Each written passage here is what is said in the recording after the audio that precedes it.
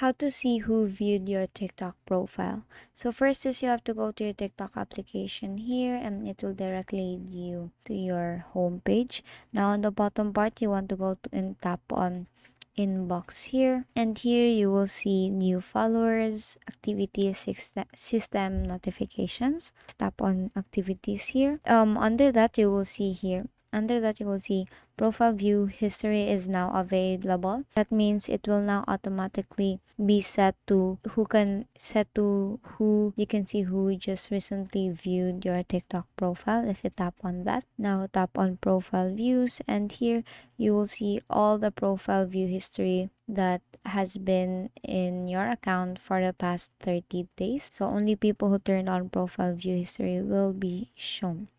And basically that is how you see who viewed your TikTok profile. And if it doesn't work, make sure that you have updated your TikTok application. And that is all for today.